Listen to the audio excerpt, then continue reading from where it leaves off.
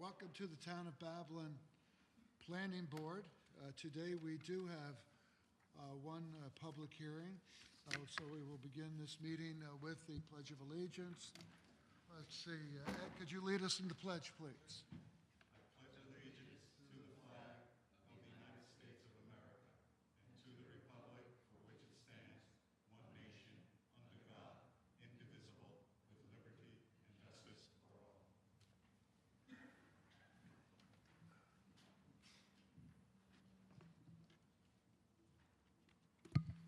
Ready for vote?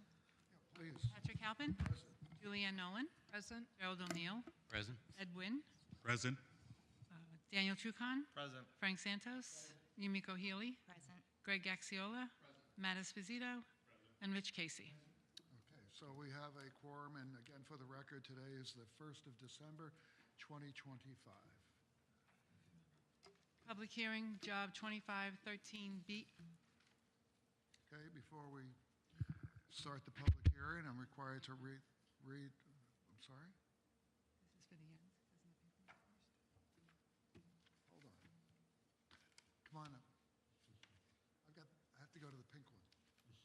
I got a little ahead of myself. We're ready.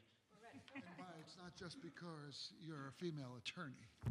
And so I'll remember, it's the pink one first. Okay, the planning board shall have the right to rely on any information that is presented by the applicant if any such information is later found to be inaccurate or incorrect. The planning board may determine that any approvals, building permits, or other actions previously granted in connection with the application are null and void. Who's here on behalf of the applicant? Please state your name and address.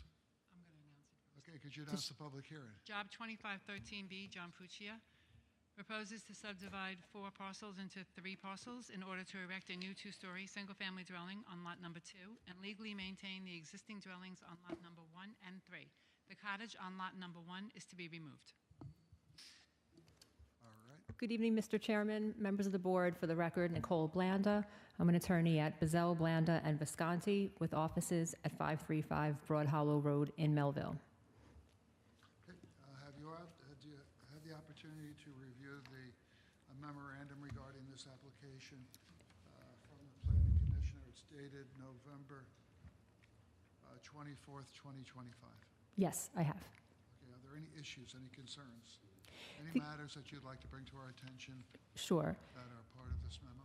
So there's only one that I'm going to bring up during my presentation, and that's there's one covenant, it's owner occupied on lots 1 and lot 3, where there's existing homes, and it is such an oversized parcel, which I'll get into. I would respectfully request that we not put an owner-occupied covenant on it. It's just something I'm asking the board. Obviously, we want the subdivision, so at the end of the day, it's at the board's discretion, but I'll explain why I'm asking for that in particular. But for the new home, we would have no problem owner-occupied and all the other covenants. And as far as any of the other covenants and conditions, we consent to all of those. Okay, please proceed. Okay, so I'm here tonight on behalf of the property owners in connection with seeking approval of a 3-lot subdivision of this oversized parcel. Just at the outset, this application does not require any variances. Each lot will fully comply with all zoning code requirements. The properties are located on the west side of Brookside Avenue in North Babylon.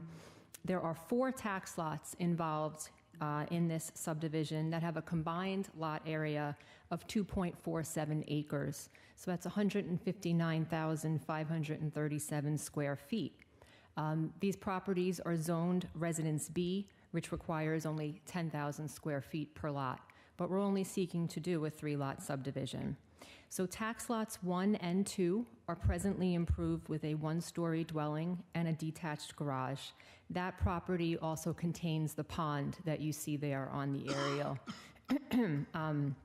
It will not be affected. We have DEC permits. We're not touching that area.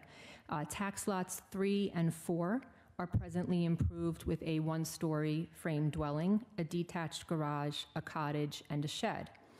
As part of this application, the existing cottage would be removed.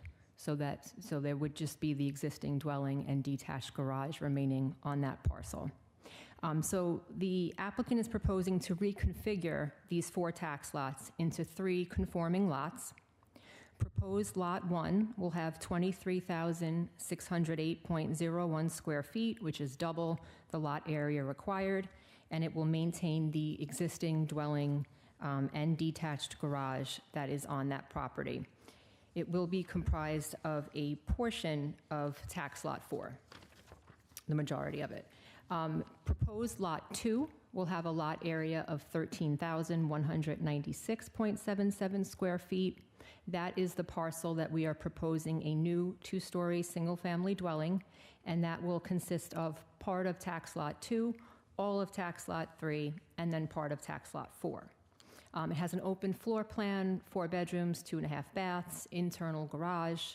Again, no variances are required. It was designed that way. Our proposed Lot 3 is the largest. It will have a lot area of 2.82 acres. As you can see on the survey, a majority of it is the pond area, the wetlands area. We're simply seeking to maintain the existing 1-story dwelling and detached garage that is currently there. It does have a somewhat circular driveway.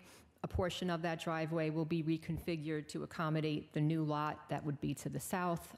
So there would be, a little clip off that driveway, and it'll be reconfigured. Again, no variances are required. We've addressed the departmental comments. We received memos again today. There's a couple of minor comments regarding meets and bounds discrepancies that the surveyor is going to take a look at and fix. But engineering, environmental, traffic, all those comments have been taken care of. The new proposed home will be between the 2 existing homes, so it will not affect any adjacent neighbors.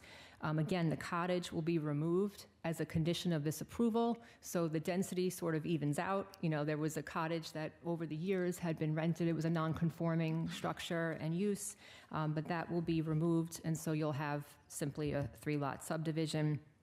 Which brings me to the covenants and conditions. Again, we would consent to all of them, particularly on the new home.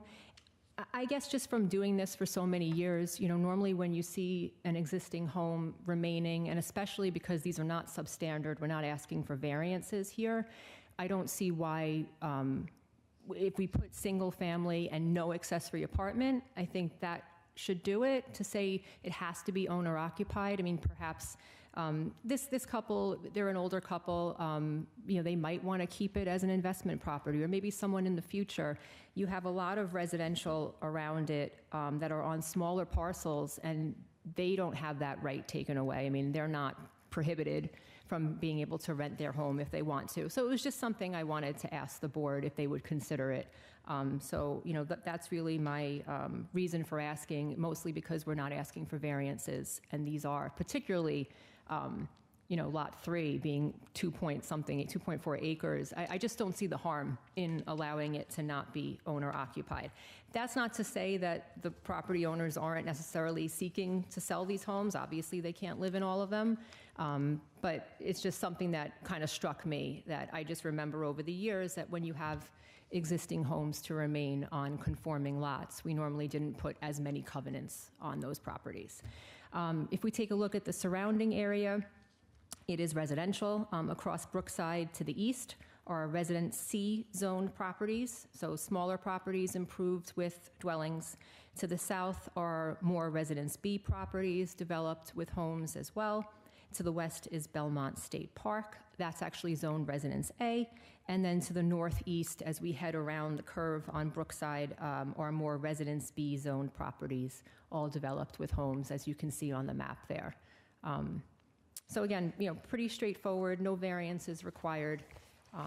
If the board has any questions, I'm happy to answer them.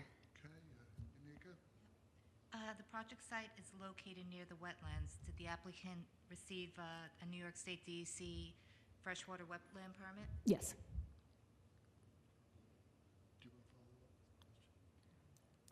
Yeah, I have a question, Mr. Chairman. So, as the prior question brought out, you have a permit from the DEC dated May 15, 2024, and the applicant will conform all development and the application to that New York State permit, correct? Yes. Okay. I have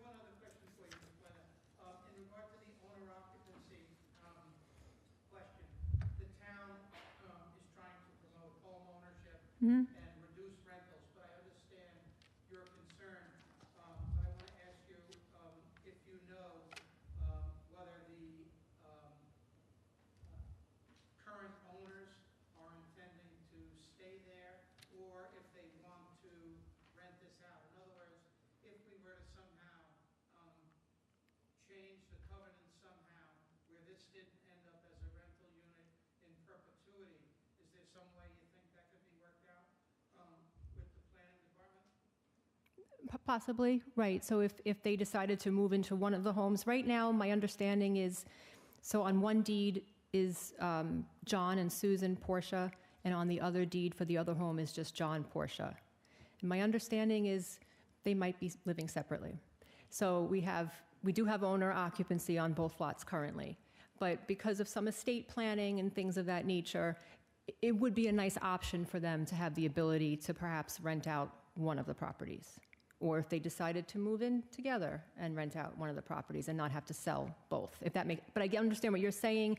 We could have it that if they were ever to deed it out, at that point, there's a covenant, if that's what you're suggesting. That's kind of what I'm getting at. I'd have to find out which property. What is it, number 2, the existing house, lot 2? Lot 2 would be the new home, so that we would have no problem putting the no rental on it, The new home is on lot 2? on proposed Lot 2, yeah. Yeah, okay. So maybe you can have that discussion. All right, may I ask a follow-up question? Can you go back to the map with all the houses there? So where we see the arrow, that's number 85, that is the existing property? That's an existing property, Now, yep.